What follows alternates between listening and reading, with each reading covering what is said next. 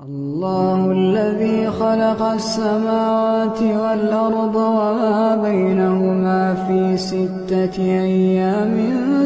السلام علیکم ورحمۃ اللہ وبرکاتہ. امید ہے کہ آپ سب بخیر و عافیت ہوں گے. اللہ سبحانہ و تعالیٰ آپ سب کو ہمیشہ خیر و عافیت والی زندگی عطا فرمائے.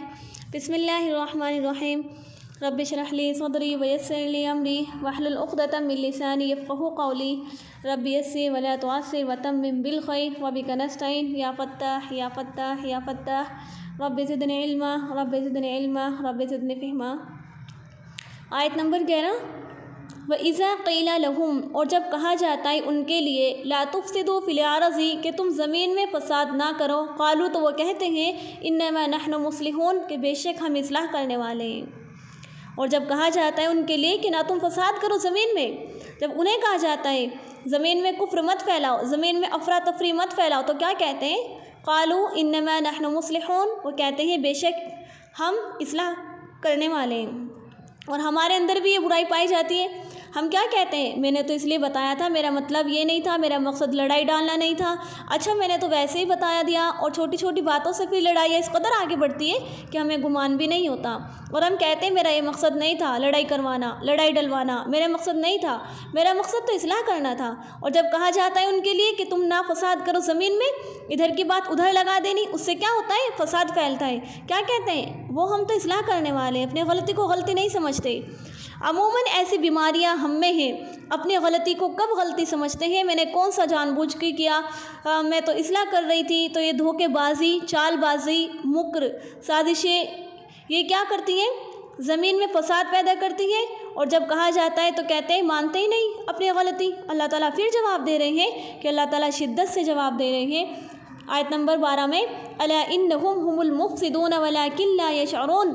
الا انہم، خبردار سنو، بے شک وہی فساد کرنے والے ہیں. هم المفسدون، بے شک وہی فساد کرنے والے ہیں. ولکن لا یشعرون، لیکن ان کو سمجھ ہی نہیں آتی. لیکن ان کو سمجھ ہی نہیں آ رہی، اور لیکن نہیں وہ شعور رکھتے. اگر یہ فساد نہ ہو تو گھروں کے گھر میں سکون ہو جائے، گھروں میں جو مسائل ہوتے ہیں یہ ختم ہو جائے اگر ہم خود کو سنبھال لیں. تو میں نے آپ کو یہ بات سنانے سے پہلے، یہ آیت پڑھنے سے پہلے ایک بات کہی تھی کہ یہ تمام باتیں ہمارے لیے الارم ہیں. یہ تمام باتیں ہمارے لیے الارمز ہیں. یہ عادات ہم میں موجود ہیں. ابھی سے نیت کریں انشاءاللہ تعالیٰ ہم نے یہ عادت اپنے اندر سے ختم کرنی ہے. اللہ سبحانہ و تعالیٰ ہمیں اس پر عمل کی توفیق عطا فرمائے، اور اللہ تعالیٰ آپ سب کو بھی دین پر ثابت قدم رہنے کی توفیق عطا فرمائے. اب آپ دیکھا آیت نمبر 13. وَإِذَا قِيلَ لَهُمْ، اور جب کہا جاتا ہے ان کے لیے، آمنو، کہ تم کیا لاؤ؟ ایمان لاؤ. کما، تو کہتے ہیں، آمن الناس، کہ ایمان لائے لوگ. قالو، تو وہ کہتے ہیں، انؤمنو، کہ کیا ہم ایمان لائے؟ کما، جیسے کہ آمن السفہاء، کہ یہ بیوقوف لوگ ایمان لائے. الا انہم، خبردار سنو، ہم السفہاء، یہی خود ہی بیوقوف ہیں. ولکن لا یعلمون، لیکن یہ جانتے نہیں ہیں. جب ان سے کہا جاتا ہے کہ تمہیں نیک لوگوں کو فالو کرنا چاہیے، تو وہ کہتے ہیں کیا ہم ان کو فالو کریں جو بیوقوف ہیں؟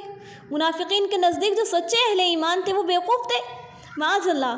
جو اپنی دنیا کو آخرت کے لیے قربان کر رہے تھے، وہ کہتے ہیں کہ کیا ہم ایمان لائیں جیسے کہ بیوقوف ایمان لائیں؟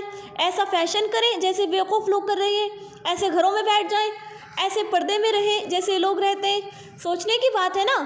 ہمارے اندر یہ بہت عادت پائی جاتی ہے، ہمارا یہ رویہ ہوتا ہے. اگر ہم کسی کو کہہ رہے ہوتے ہیں کہ فلاں دیکھو قرآن مجید پڑھتی ہے، نماز پڑھتی ہے، تم بھی پڑھا کرو، تو کیا جواب ملتا ہے؟ ہم کہتے ہیں اس کو کیا پتہ، وہ تو ہے ہی بیوقوف.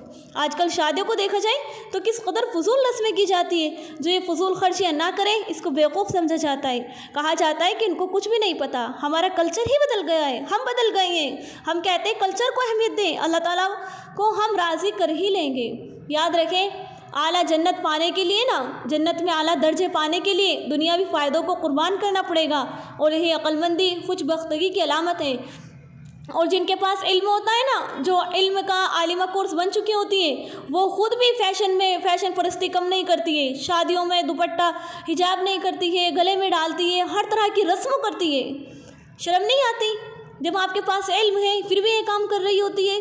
جب آپ دین کی طرف آئیں گی تو آپ کی مخالفت ہوگی، آپ کو برداشت کرنا ہوگا۔ کس کی خاطر؟ اللہ تعالیٰ کی خاطر۔ لوگ آپ کو بیوقوف کہیں گے، لوگ آپ کو پاگل کہیں گے، طعنے دیں گے، آپ کو یقیناً کہا جائے گا کہ تو بہت عالمہ بنی پھر رہی ہے، اس نے کیسے دوپٹہ لپیٹا ہوا ہے، لیکن برداشت کرنا ہے۔ اللہ تعالیٰ نے ہمیں ایسے لوگوں کو فالو کرنے سے روکا ہے جن کو جب کہا جاتا ہے ایمان لاؤ، جیسے یہ ایمان لائے، یعنی جیسے صحابہ ایمان لائے، صحابیات ایمان لائے، وہ کہتے ہیں ہم ایمان لائے جیسے کہ بیوقوف ایمان لائے۔ الا انہم هم السفہاء، خبردار سنو وہ خود ہی بیوقوف ہیں، ولکن لا یعلمون، لیکن وہ نہیں جانتے۔ میں آپ سے یہ سوال پوچھتی کہ جب آپ دین پر چلتی ہے، حجاب کرتی ہے، نقاب کرتی ہے، معاشرے کی باتیں آپ کو سننی پڑتی ہوگی، کہ آپ کو ان کا سامنا کرنا پڑتا ہے، آپ کا رویہ کیسے ہوتا ہے؟ دیکھیں اللہ تعالیٰ نے آپ کی طرف سے خود جواب دیا کہ جو کہتا ہے وہی ہوتا ہے۔ یہ اہل ایمان کو بیوقوف کہتے ہیں منافق، اصل میں وہ خود بیوقوف ہے۔ تم پیچھے نہ ہٹنا دین سے، ان کی باتوں میں نہ آنا۔ جزاک اللہ خیرا کثیرا، واحسن الجزاء فی الدنیا والآخرہ۔